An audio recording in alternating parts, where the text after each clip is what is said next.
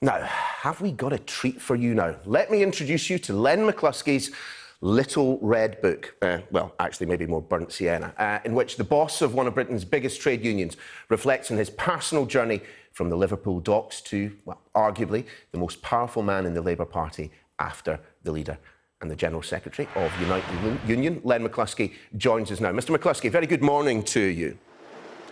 Good morning, Neil. There was a wonderful quote I was going through the introduction to your book last night, in fact, Mr McCluskey, and it says this: I sincerely hope that by the time Why You Should Be a Trade Unionist reaches bookshops, that this nation has achieved a lasting, credible settlement, one that heals our divisions and gives hopes of a fairer future for all the people of this country. Now, that was written in November. What went wrong in December? Well, obviously, Labour suffered a major defeat, primarily, as far as I'm concerned, because of Brexit.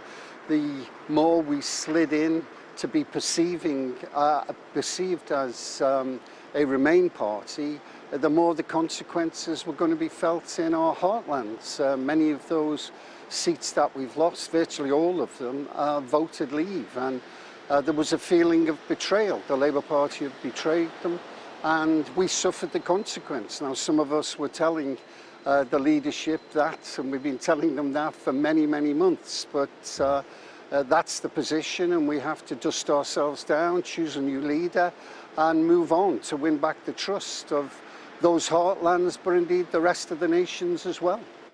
And indeed, Unite has come out for Rebecca Long-Bailey and Richard Burgon. There are those who see this as almost continuity Corbyn, and given the fact that 2 general elections have been lost in that vein, what is the rationale for those choices? Well, I don't believe it's fair on Becky to talk in terms of continuity Corbyn. She's her own individual. People will see she's strong, courageous, brave. She's certainly capable, and she's able to take forward her vision. It will be her vision. She believes in the radical nature of Labour's policies, and it's up to her now.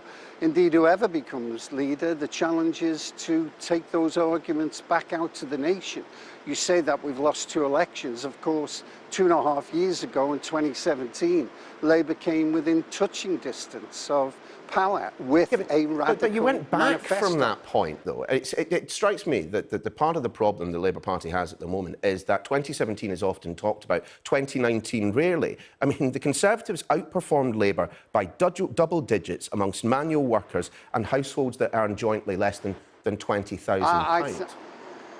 Yeah, I think, as I've just said, that was virtually solely down to Brexit. Labour's policies, and there are those on the right of the party and indeed in the media who are trying to suggest that it was the policies, Corbyn policies, were rejected overwhelmingly by the population. Or indeed Corbyn the man, surely, Mr McCluskey, or indeed Corbyn the man. I mean, you say that Rebecca Long-Bailey has the brains and the brilliance to take on Boris Johnson, and I love the alliteration, but it does also suggest that Jeremy Corbyn didn't have the brains and the brilliance.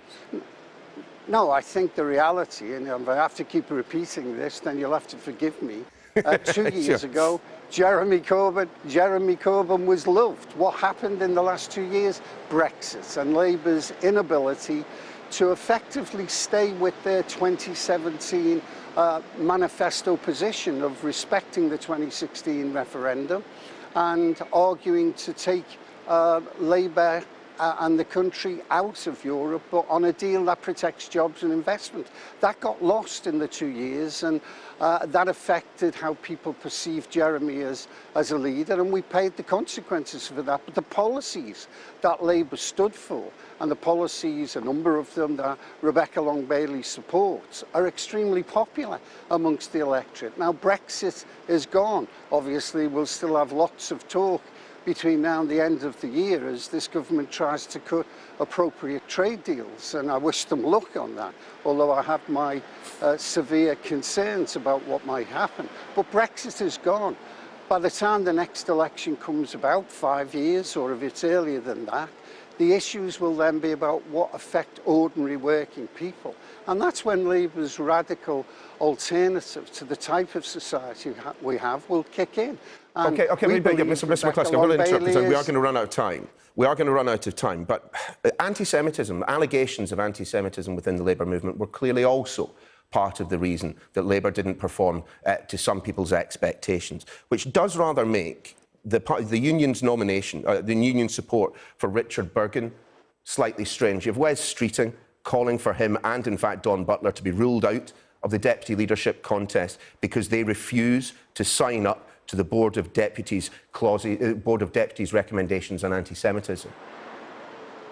Well, that's utter nonsense. Of course, Wes Streeting would say that, wouldn't he? The fact of the matter is that both Dawn and... Well, the Board of Deputies would say it as well. Both Dawn and Richard have made it clear that they believe that there is a need for more debate and discussion about a couple of the points that are in the Board of Deputies' 10 pledges. Most of them are fine, but a couple of them need further consideration. I think that's perfectly legitimate, and for people to call for them to be kicked out of the race is utter nonsense. Another line from your book. You can tell I'm a voracious reader, Mr McCluskey, but another line from your book that leapt out at me. We should be more prepared to challenge the law rather than accepting that certain actions are illegal. Which aspects of the law is it that you're referring to there? And are you yourself personally willing to lead illegal strikes? Well, of course, the truth of the matter is the type of legislation that has been introduced by consecutive Tory governments is to try to minimise the effect of trade unions. And all I'm looking for, all I've been looking for a while, is for British workers to be treated as fairly as all the workers in the rest of Europe. We were the ones, this nation, who defeated fascism and gave Europe all of the freedoms that they currently have. How is it possible that German workers and Italian workers and French and Dutch and all the rest of them... Well, Mr McCluskey, be specific. Which laws would you challenge? The laws about the thresholds. If you've got a situation where thresholds are not met, but workers still wish to take industrial action, then they should be allowed to do that. The reality is that I said to David Cameron, I've said to Theresa May, and I'll say it to Boris Johnson, allow us to have workplace branch meetings and votes, workplace votes, and you can have as many thresholds as you like. The postal thresholds are notorious for turning out low turnouts, and that is just wrong and undemocratic. And if they gave us proper workplace ballots, which of course both Boris and Theresa May had, then we would have a situation whereby thresholds were perfectly legitimate to accept. But trying to kind of force workers with some technicality, workers who have a grievance, that they cannot take industrial action is plain wrong to me, and I think we should be prepared to stand up and stand shoulder to shoulder with our members. Len McCluskey, always good to see you. Thanks for joining us. Thank you, Neil.